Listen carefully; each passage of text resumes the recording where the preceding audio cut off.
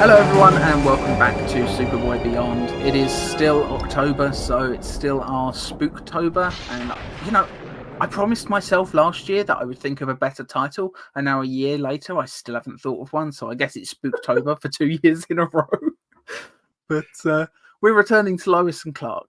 Hey, if we were going to get drunk, we could do Oktoberfest. Yeah, wait, isn't Oktoberfest though not in October? No, it's actually in October. I could have sworn it was one of those weird things where it was named that, but it was in May. Yeah, well, you remember you're dealing with the Germans. They never have a reason not to drink.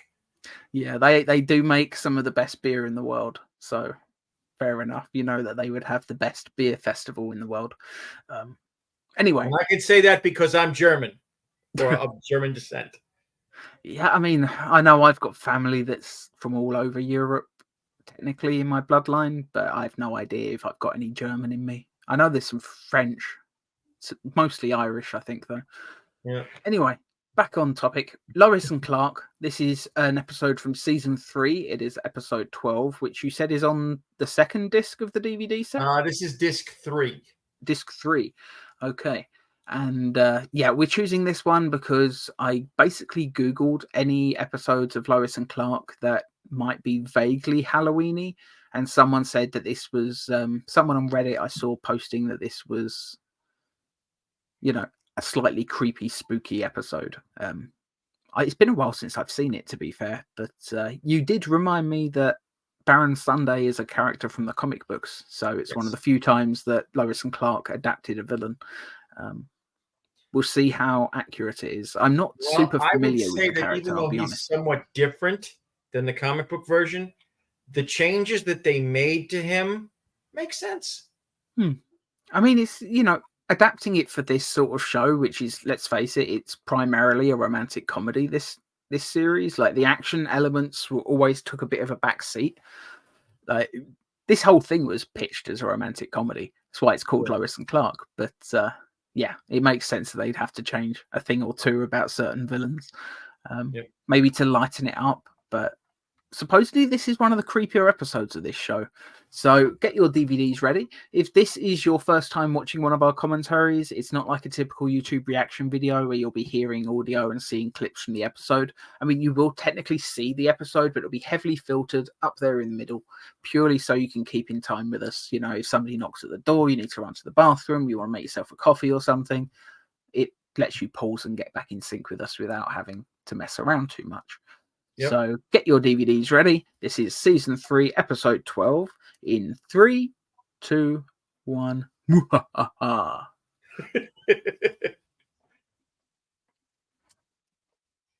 And I do love the Superman intro with the sort of light on the symbol. I've always liked that intro. Yeah, I think that's something that they started with season 2. Yeah, it came a little bit later on. Just a gorgeous piece of design, though. Superboy had some cool logo designs. Oh. Starting already with the nightmares?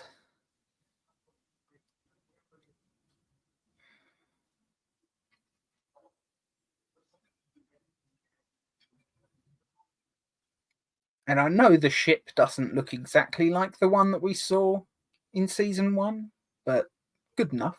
We get the idea. Yeah. Oh, shit. It's the Nightman. Fighter of the Day Man. No. Champion of the Sun. This is an actor who later went on to play several characters in the DCU. I know. I see Cat's Eyes. I think of the Always Sunny musical episode where Mac has the cat eyes in and does karate moves across the stage. Yep. So Baron Sunday here is played by Cress Williams, who later went on to be the voice of John Henry Irons in the Superman animated movies Death of Superman and Return of Superman.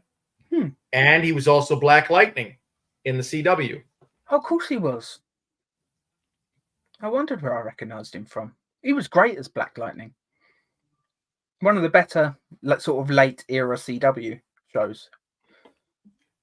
I loved his costume as well, the way it all lit up. It was just Badass. Developed for television by Deborah Joy Levine, who also developed another show I've been rewatching lately, which is Early Edition, if you ever saw that. I saw a few episodes here and there. Great show. And apparently the lead guy from it, I forget his name now, which I'm really embarrassed about, but apparently he's going to be Hal Jordan for Lanterns. So that's fun.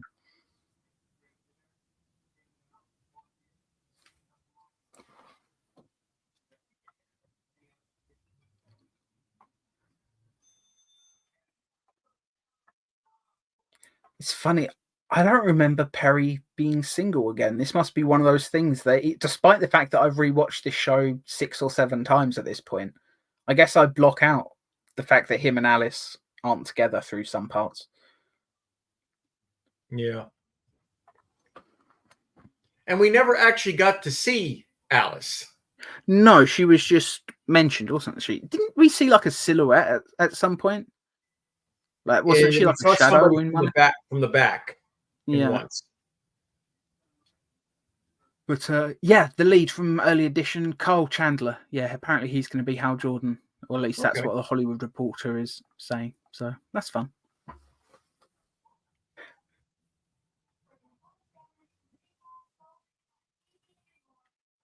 So Baron Sunday here is portrayed as kind of a stage magician. And like I said at the start, I'm not overly familiar with the character. So was he that before, or is that something No, okay. No, he was a straight voodoo man, a voodoo villain. Yeah.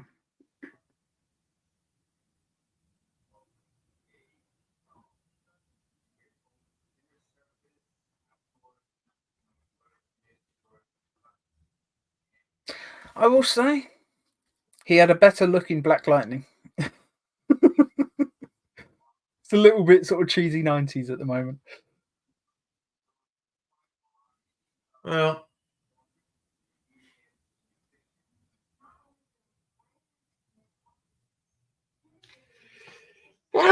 excuse me.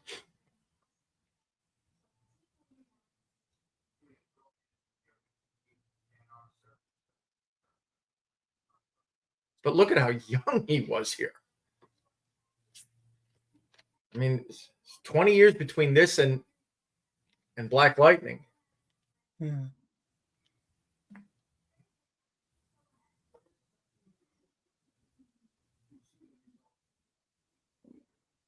And I'm guessing he wanted the birthday so that he can make a voodoo doll of some kind. Maybe like he needs a certain piece of information to make it work. It's been a while since I've watched this, so I can't exactly remember.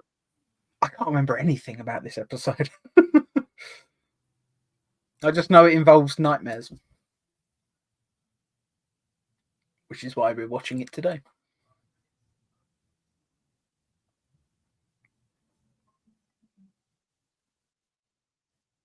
I wonder how hot those two are in those overcoats right now. Yeah.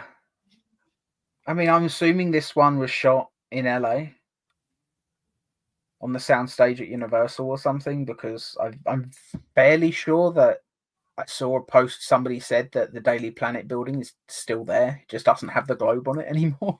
Yeah. But yeah, people wear an awful lot of like thick wool coats, didn't they, in this show? I guess it was just 90s fashion.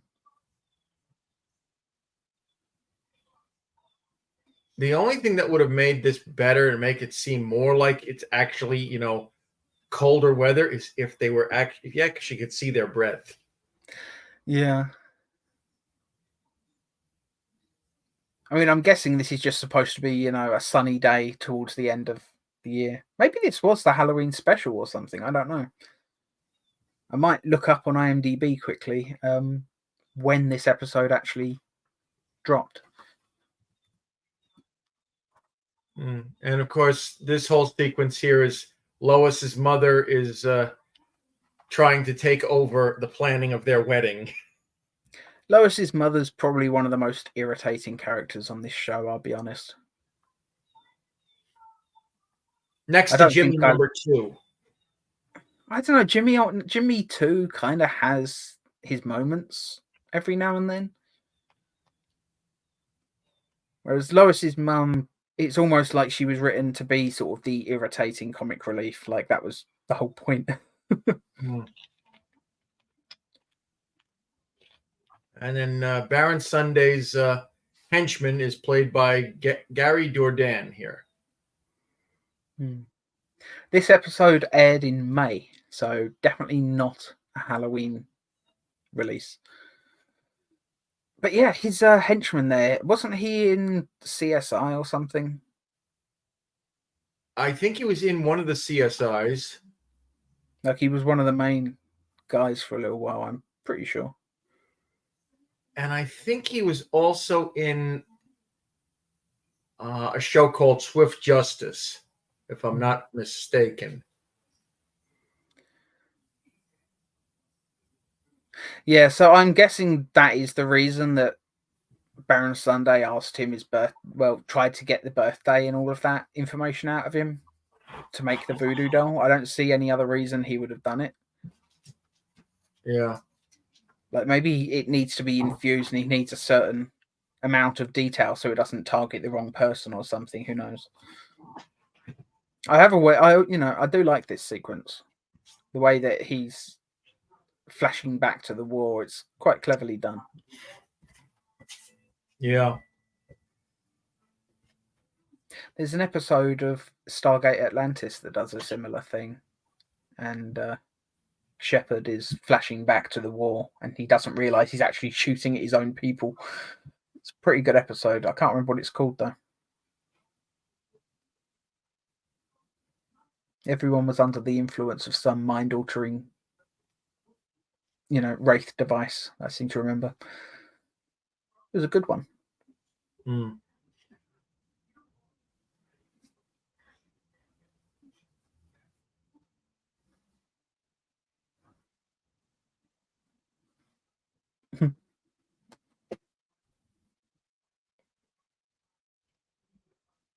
I'll tell you what, Clark has got to be just so glad that he doesn't have to think of a million excuses anymore.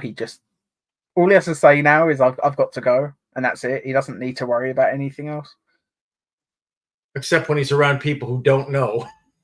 Yeah. But just then, all he had to do was tell Lois. It's one less person he's got to think of lies for.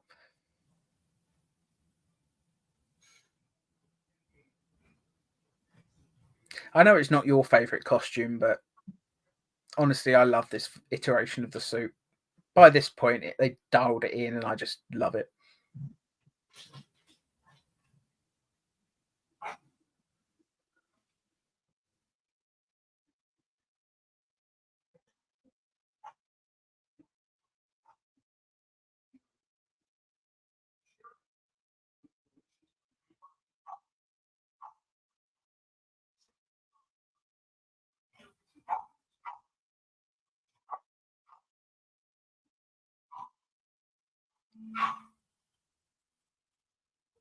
I still want to know why he went after this guy, his bus driver.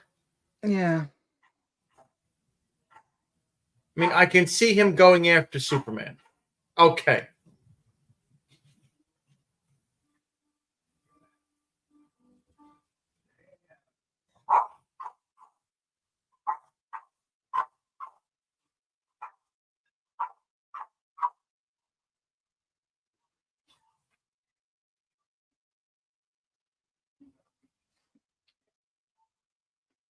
Yeah, that's definitely one of the guys from CSI.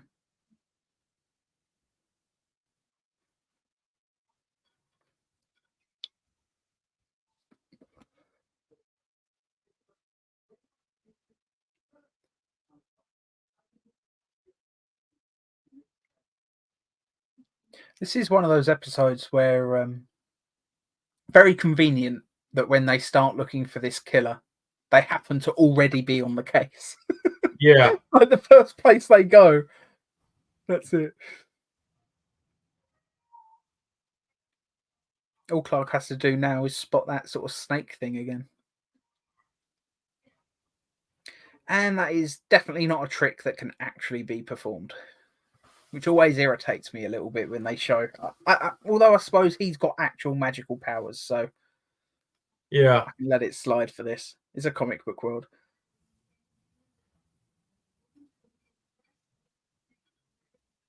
I suppose they could do it in real life. They just would put a screen or something inside that box with a pre-recorded video of just the head and a trapdoor under the stage.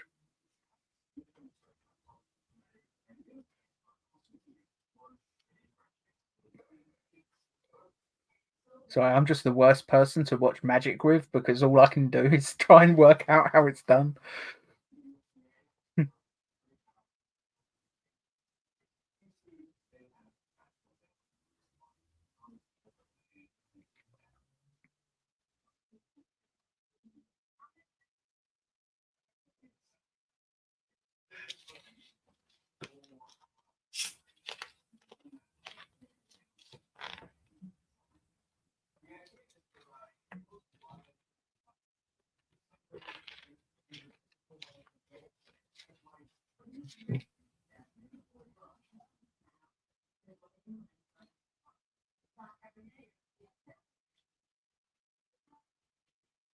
And now we got Perry and Jimmy have to show up at the show. Mm.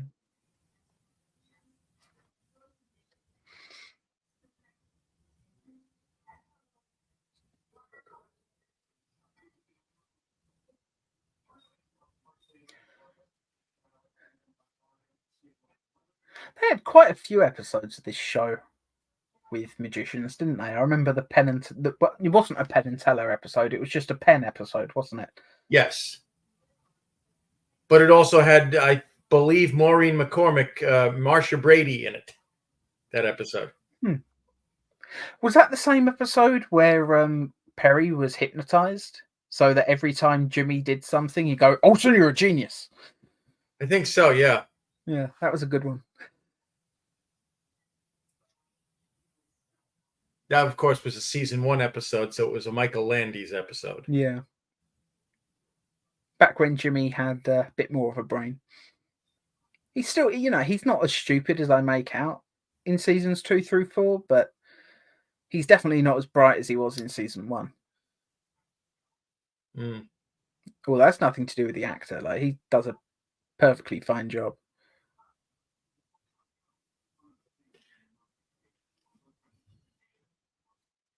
Yeah, Justin Whalen, he's a great actor. It's just he was given, shall we say, subpar material to work with. Yeah.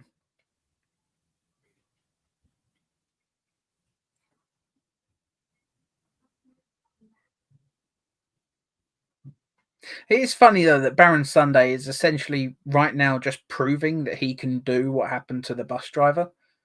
So he's basically giving them ammunition against him. Like, we know the bus driver was flashing back to the wall, and he's just proven that he can make people do that. Not the Yeah, smartest thing. but people don't know what was going on with the bus driver just yet. They said that he kept talking about what was happening, though. That's why Clark is looking into this general that he kept mentioning. He said, "I'm looking into this general, what's his name?" Because he was ranting about him.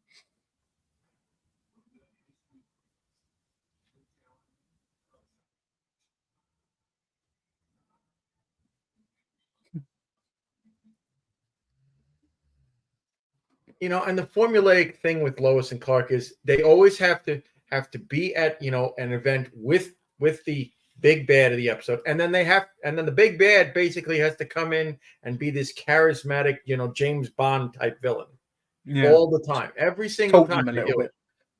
it. Yeah. Almost reminds me of a good episode of Columbo, how they would basically be right there. 'Cause, I mean, okay, it's because he wouldn't leave them alone, but they would be so charismatic in that they would almost be trying to like buddy up to him half the time. Yeah, it's that sort of thing. There's yeah,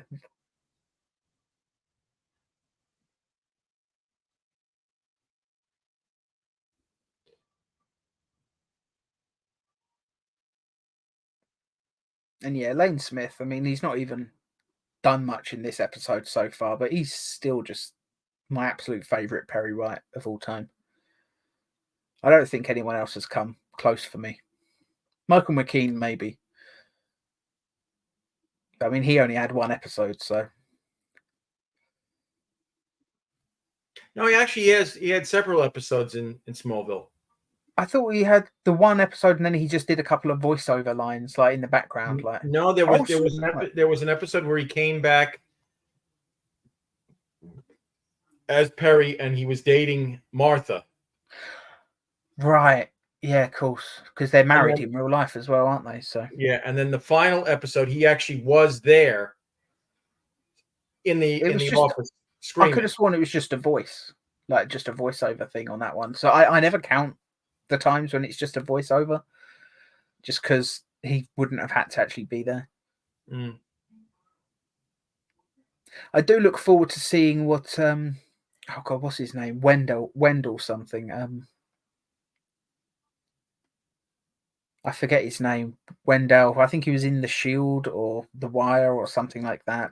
But he's the one who's playing it for James Gunn's film, and supposedly he's just an absolutely brilliant actor. So that'll be nice. He looks the part. I've seen pictures of him in costume. They've got him absolutely dressed like Perry White would. Yeah.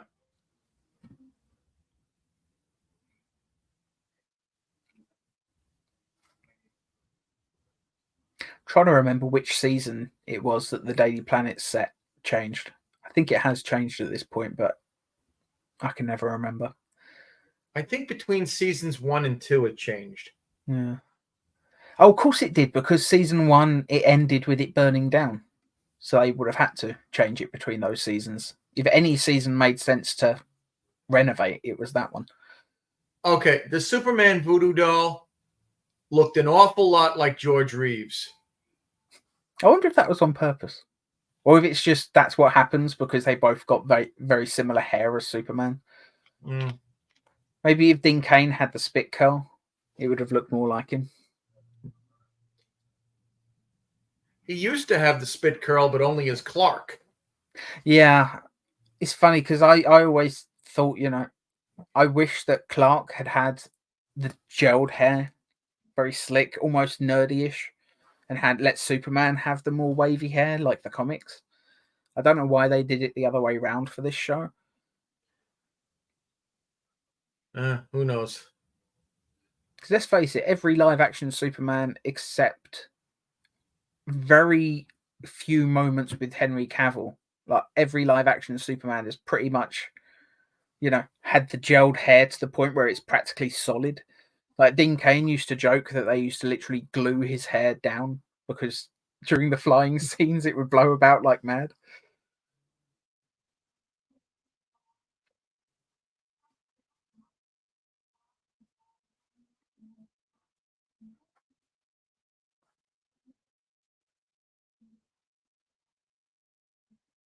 Yeah, every time I see the contact lenses, all I can think now is Mac in Nightman Cometh.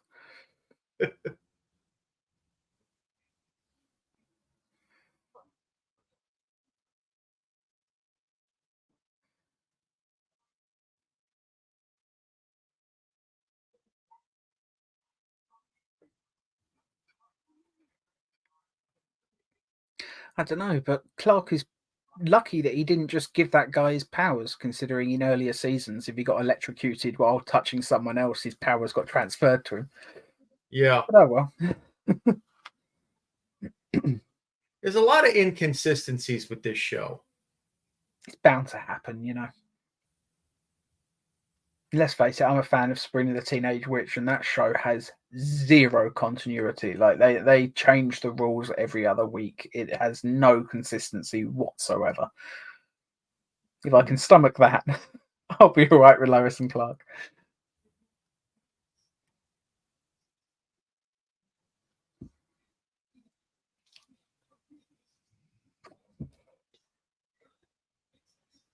Is it just me, or in this scene, does it look like Lois is dressed like Velma Let's see. from Scooby-Doo? A little bit. All she needs is the Turtleneck glasses. sweater. It's orange. She's got the right haircut. She just needs glasses, really. I forget what Velma wore from the waist down, though, to be honest. I assume it was a skirt or shorts or something. Just purely because it came out when it did, I don't think they put women in pants very often back Yeah. then. You're right, it does look a bit like George Reeves. But I guess, Dean Cain, and if he looks like any other Superman, it's probably George Reeves is the one he's closest to. Just like how I think Tyler Hoechlin looks most like Kirk Allen. I just think they have a similar sort of facial features.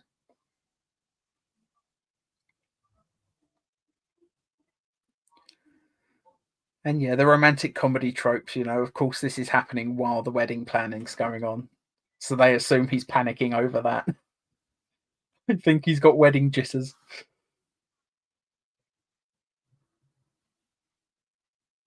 The only thing is, I don't know why he'd be so afraid of that memory, because he knows his origin at this point.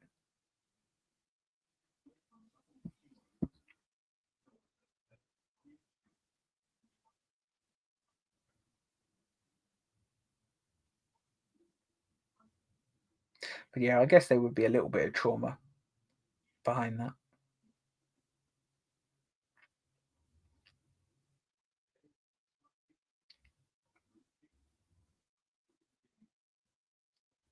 I guess she's never seen a panic attack before,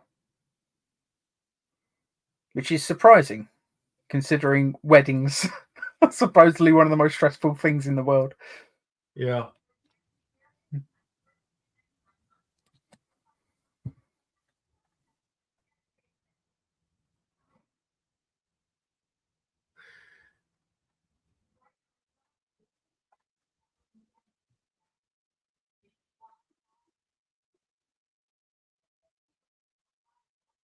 The fact that he keeps failing to kill Superman must be pissing Baron Sunday off.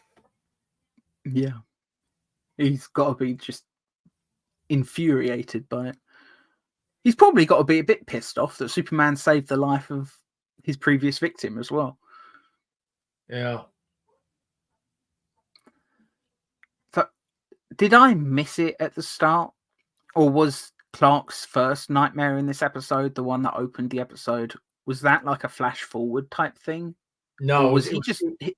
So he was just targeting Clark already, even though they weren't even onto him at that point?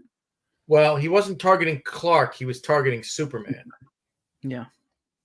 I guess the birthdays have nothing to do with it then, because nobody would have any idea when he was born. Yeah. They probably don't even, they have completely different names for months on Krypton, I'm sure. Yeah, they definitely have different names for months in the fifth dimension. And let's face it, his ship probably flew faster than light, so there's probably a little bit of time difference even.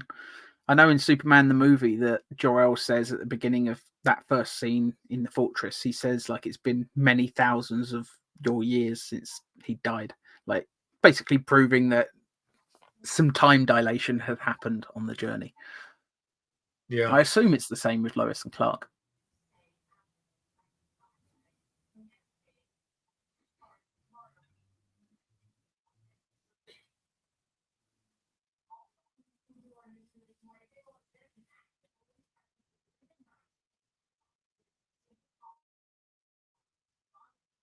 I don't remember him having a Jamaican accent in CSI, so guessing that's something that he was asked to do for this. I believe so, yeah.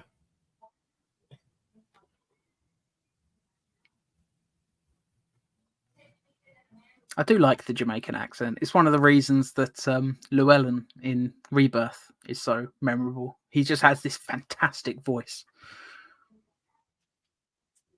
Some actors can do it and they sound great. Others, they do it and it's A little bit ridiculous. over the top. Yeah. I don't think this guy's accent was bad, though.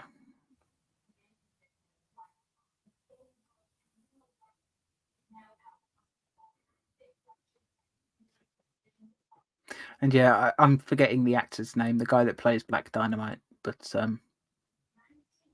not Black Dynamite, Black Lightning. It's a completely different movie with black in the title.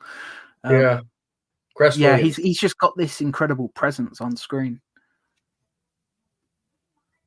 Even in this, presumably he's not been in very much at this point. I don't know when he started acting, but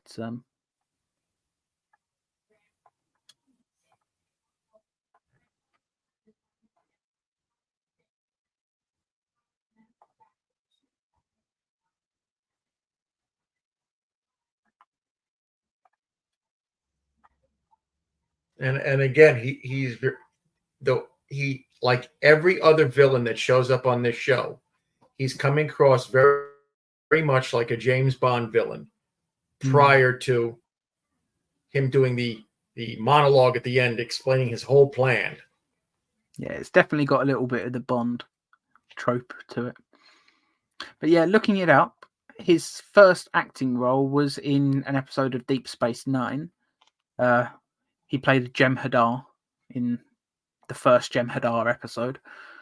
That's a surprise. You didn't know that? No, I'm being. You did know? I did. That's cool. I didn't know that. I guess under all that makeup, I never put it together.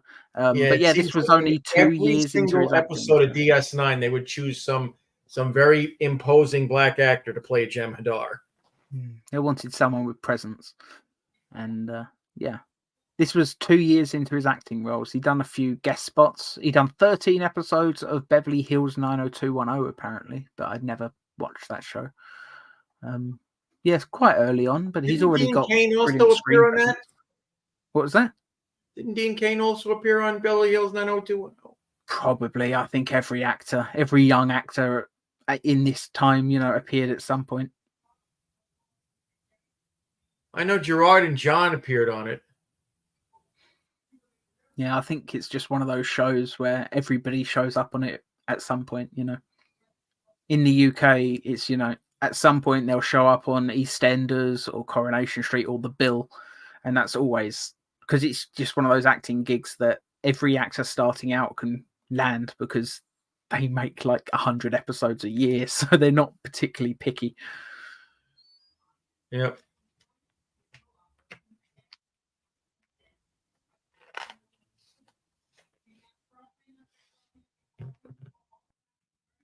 It is funny as well. Every time I see Jimmy, I just wish that they'd actually used the signal watch more than once. Yeah, they only used it in one episode in season 1 with Michael Landis. Yeah.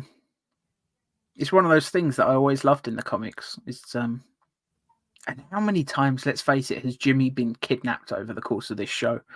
Like, if he just was wearing his signal watch, just think how much quicker certain episodes could have concluded.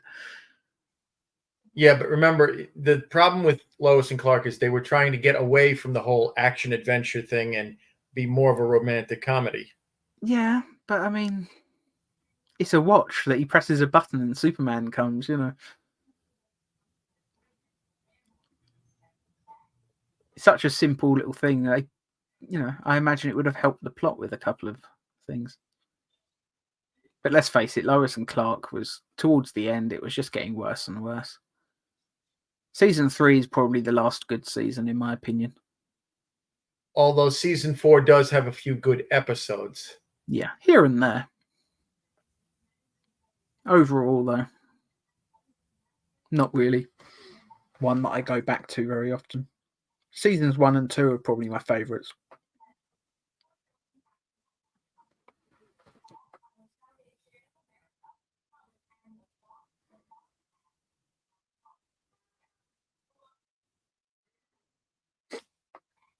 And one of the drawbacks to Lois and Clark is always bringing in these wacky characters every episode. Yeah. And I'm sorry, as soon as if I was to learn that some top reporters were going to psychics for information, I would lose so much respect for them because there's no way in hell they're actually going to be of any help. Except maybe in that one episode with where Clark's got amnesia, all shook up. And she's like, he's in the room. He's here. Yeah. But even Perry, as a an old time newspaper reporter, would be looking at his people like, what are you doing?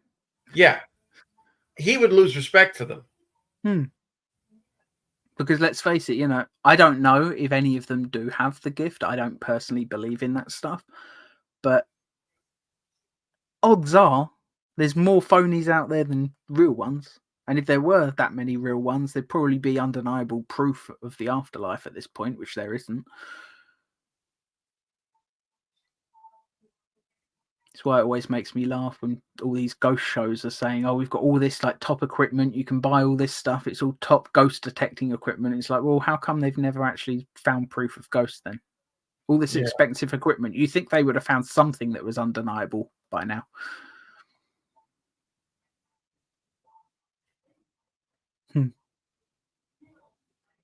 I love that she sees a pin and just immediately knows it's voodoo.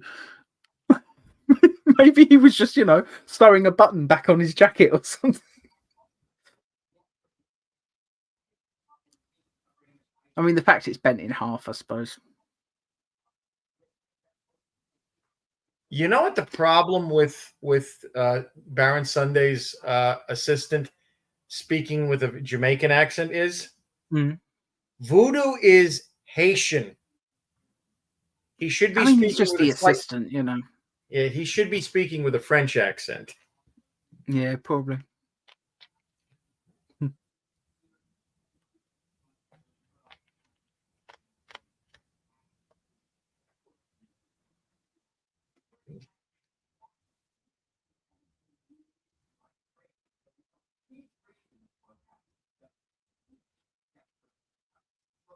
It's funny you mentioning all the wacky side characters. It has just reminded me of my favorite wacky side character in the show, though. This was one that I loved. Bobby Big Mouth. Ah. He didn't want money. All they had to do to get information from him is bring him some food. And he would just be in the back of the car just stuffing his face. Loved Bobby Big Mouth. It's one of those characters that, as far as I'm concerned, he could have been in like every other episode and I would have been happy.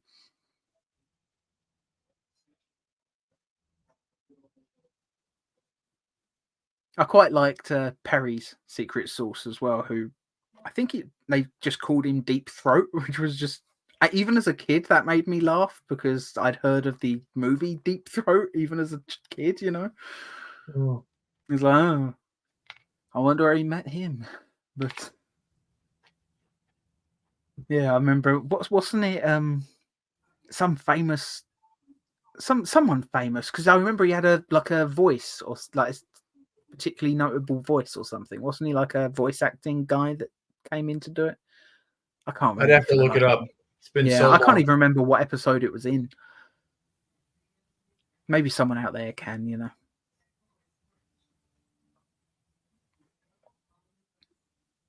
Clearly, I have not the greatest memory.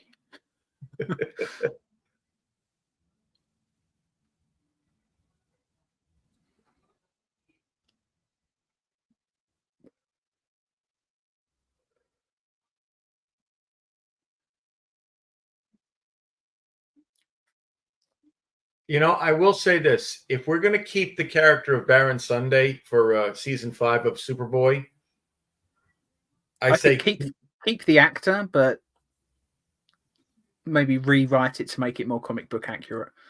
Yeah.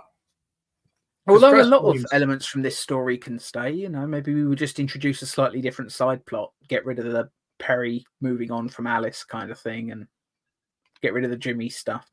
Like, find something else for Jimmy to do.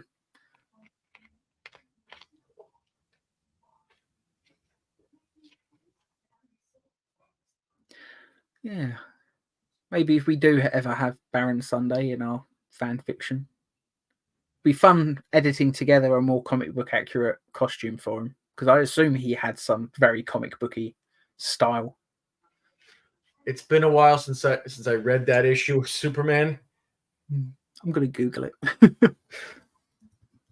Baron Sunday. DC. Huh. Okay, he just had a bright blue suit with a yellow shirt and a white tie. So you don't have to update this one too much. No, just change the colour on his costume a little bit.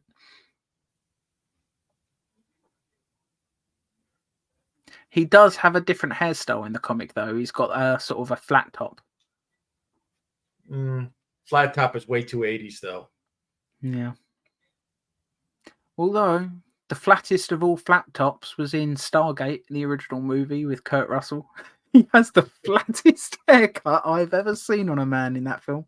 I don't know. I think William Forsythe had a flatter one in Dick Tracy. Yeah, he did. I was forgetting about that one. Talking of him, did you ever see a movie called Solo? Not the Star Wars one. It was a different one. Mario Van Peebles. Yes. Yeah, he was bloody good in that. He's sort of a evil army general, becomes a cyborg by the end. That's a good film. Might have to watch that again at some point.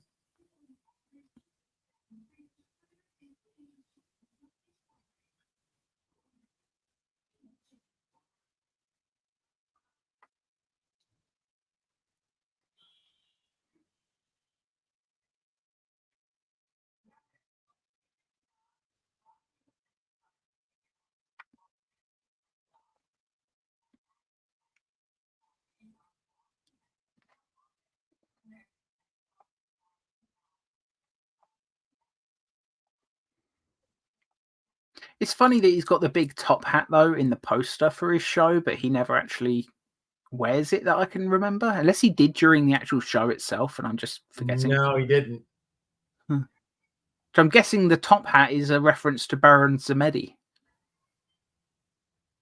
which I don't even think was in the DC universe. I think that was Wildstorm or Vertigo or something. I think he even popped up in a James Bond film, so maybe that's why they did it. You're talking about all the Bond-like elements with this. Maybe it was a reference to the time that Bond fought Baron Samedi.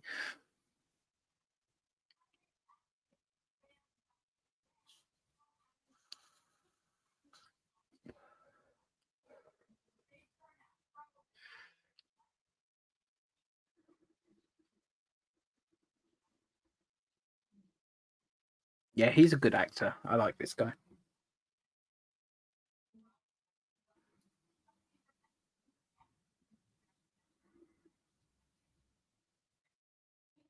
I can never decide who I prefer, Terry Hatcher or Erica Durance. I think it might be Erica Durance, to be honest, for me. But, man, Terry Hatcher comes so close.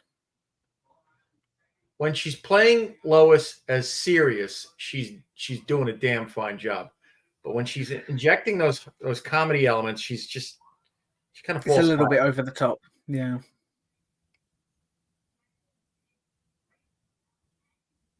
So I genuinely don't understand why some people say they can't stand the later seasons of Smallville. I think just the love story between Lois and Clark is enough. Plus, you've got, that brilliant season with Major Zod. Like, just awesome. Lord Nor. Oh, no, wait, that's Lois and Clark. Major Zod. And then Callum Blue. Yeah, and then the Phantom version of him merged with the clone body in the zone. And that's so they became General. Yeah. And he finally had the goatee in that episode. That was something I loved. It took him to go to the Phantom Zone to grow the goatee, but the fact that he had it even once is just great. Genuinely, though, I think that Callum Blue, he was so damn good as Zod. There were days I'd even put him above Terrence Stamp for me. And that is saying something.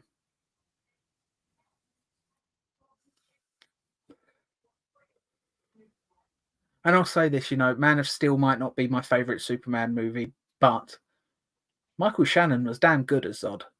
He put in an excellent performance. Although that I will find him line when he's shouting. It's a little bit over the top, I'll be honest. Yeah. You can tell that's one of those things they literally is one of those lines that's in the script just to make it to the trailer. You can see that with a lot of Zack Snyder's movies. There's a lot of lines that are written to be very cool just so they can pop up in the trailer. They don't actually make that much sense in context. Yeah.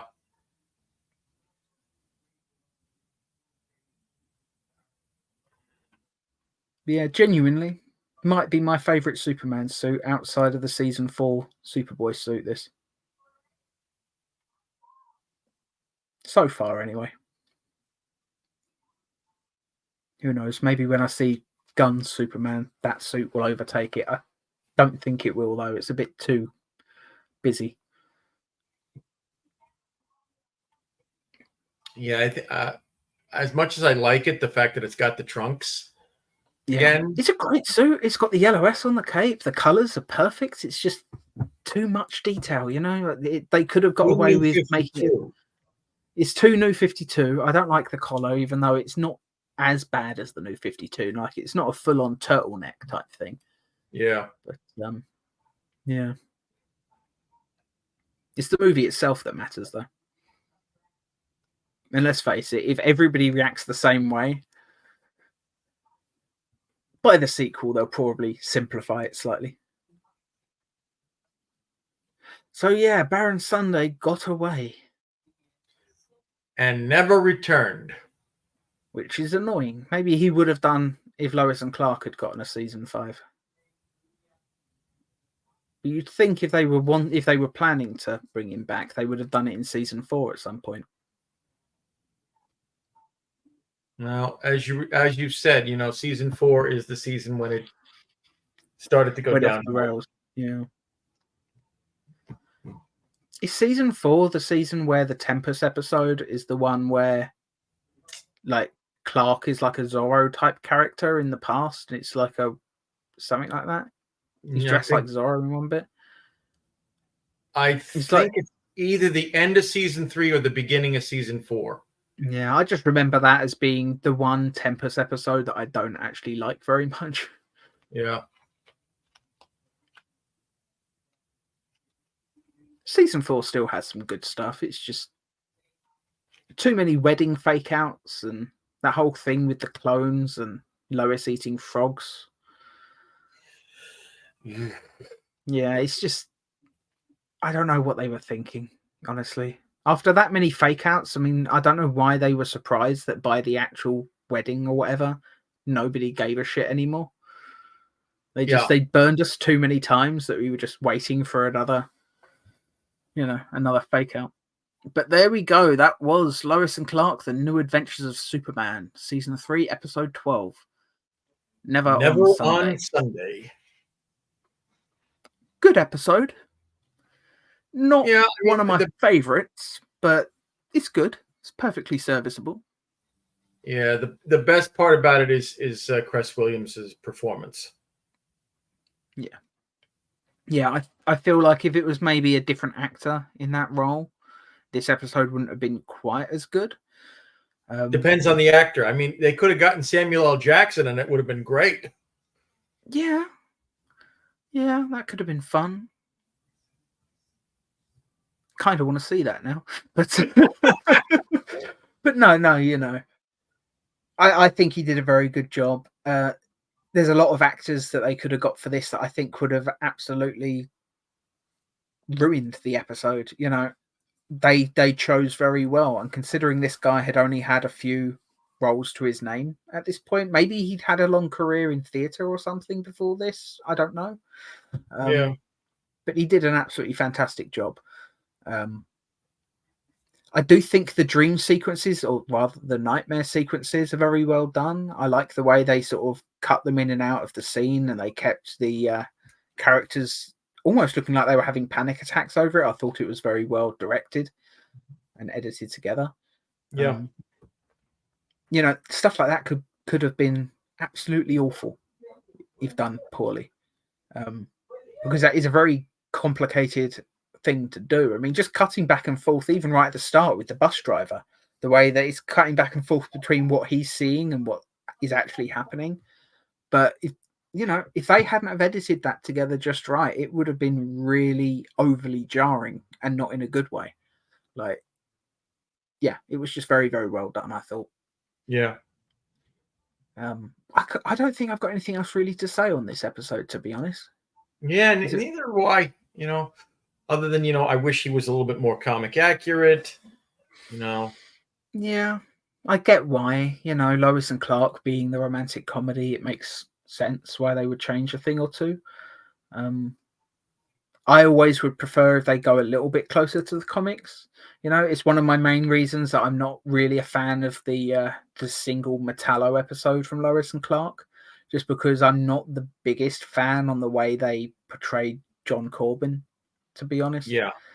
Um, he's fine. It's fine as just a one-off villain character, but to say he's actually Metallo is just never quite worked for me. Which is part of the reason why we actually said, like, for season 5, keep that actor, but just completely change the character, making him a lot darker, a lot more menacing. Yeah, very good episode. Not a great one though. I would say on as far as Lois and Clark goes, I'd maybe only put this as a 6.5 to a 7 at most. I think with a different leading actor in as Baron Sunday, I think it would have been a lot worse. It's got great moments, but not enough. Yeah, I tend to agree with you. That the dream sequence / flashbacks are very well done. Intercutting them between what's going on in the real world and what's going on inside the person's head, done very well. I even think the visual effect of the snake thing on the chests looked decent for the time. You know, it didn't look great, but for TV in like the early 90s, yeah, it worked. Yeah. So that was one of the better episodes of Lois and Clark. Yeah, I'd say it's above average, but no, there's much better. I didn't say best. Yeah, there's a lot of much better episodes than this one, but it's definitely not one of the bad ones, so that's a good thing. Because let's face it, when Lois and Clark was bad, it was really bad. Yeah, I would put the worst episodes of Lois and Clark up there with the worst episodes of like season 1 of Superboy any day. You know, when Lois and Clark was bad, it was frog eating bad. It was invisible people bad. With higher production values, maybe, but in terms of overall quality, yeah. It's a bit of a thing. Even though I have a great soft spot for this show, because it was this show, Superboy, and the Christopher Reeve movies that got me into the character as a small kid. And I was, because Smallville came out when I was 11, 12 maybe, so that was a little bit later on. It was Superboy and Lois and Clark that were the early things mostly. Yeah. Even the Christopher Reeve movies, I was only really into the first 2. And I'll just say this: as a kid, my taste was not the best. I liked Superman 4 a lot as a kid. Like, me and my friends used to play like Superman and Nuclear Man on the playground. Like, we would always have to argue who's Nuclear Man this week, who's Superman this week. And it was always fun going around trying to scratch each other, like whenever we were Nuclear Man. But as a kid, all you know is Superman's fighting another supervillain. That's all you care about. But yeah, Superman and that was 3 the first time that Superman actually got to take on a comic book style villain in those movies. Yeah, I mean, Zod and Co. is the closest you came. Before that, I know Brainiac was supposed to be part of Superman 3, but didn't really pan out. Well, if you've ever read the original treatment, you wouldn't want it to pan out. Yeah, it was bad. The only good stuff in Superman 3, in my opinion, is like there's the chemical plant save at the start. I really like that sequence. I like all the stuff with Lana. I think there's some really great Clark Kent scenes in that movie. And then it's just, the evil Superman and then the junkyard scene. As soon as that's over, as far as I'm concerned, the movie may as well be over. because I don't really care about Ross Webster, you know. I will say this about Superman 3. Mm. If Richard Pryor had not played Gus like a buffoon, if he'd played him a little bit more seriously, and we know that Richard Pryor had the ability to do serious stuff. I mean, they hired him to be funny. They literally would just say to him, just be funny. But they wouldn't give him any material to be funny with. So what was he supposed to do? Ad lib. That's ad lib, yeah. But I mean, I don't even know if any of his ad libbing even made it into the film. I assume some of it must have. If I had to guess, I would say if there was any chance of a scene being ad-libbed in the film, it's probably like when the general, he's dressed as a general and gives Superman the fake kryptonite. Maybe in that scene he's got some funny moments. Isn't he handing out cigars or something as well? Something like that. It's just some silly little things, but I wouldn't be surprised if there's touches here and there. And maybe when he's going after Lana's ex-husband, the alcoholic, maybe there was some funny moments. No. He that was Brad. That was the guy from the first film, essentially. Yeah, the one that knocked all the football stuff over, so Clark would have to. But he was never married to Lana. He just wanted to get with Lana. Oh, was it? For some reason, in my memory, it's been a long time since I've seen it. I could have sworn that she was he was the father of her son or something. He were just split up. He was trying to get her back or something. Yeah, my memory of that movie, as I say, Superman 3 was always my least favorite. There's a few good scenes that I love, but yeah. I do quite like the ending though. When Superman, you see him crush the coal, make the diamond. Yeah, nice little moment. Although, let's face it, Richard Pryor's character had done plenty to get him locked up for life, pretty much. Yeah. Yeah. I mean, ripping off the company. I mean, ripping off an evil company run by an evil man. I'm okay with that, but he still technically broke an awful lot of laws. He hacked into crosswalks and stuff. There was the bit where the little green man, the little red man in the crosswalk sign, climbed up and started fighting each other, which was just bizarre. But I wonder how many car accidents were caused that day. How many ambulances were delayed getting to the hospital because of that?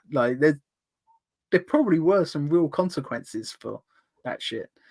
But oh well. I can't think of anything else to say on this particular episode of Lois and Clark. So should we call it a day? And we'll see you all next week. Yep. Goodbye. Well, the Nightman's badass, dude. He has the eyes of a cat and does karate across the stage. Where are you getting that from? Yeah. Karate? No, I made that up, man. Well, no, this is great. That frees up the lead boy role and the dayman role. I can play both those. No, I don't want you guys switching roles. That's not how it works. Hey, Greg, you got a guy that does cat eyes? I'm already on. Oh, my God. For the love of God.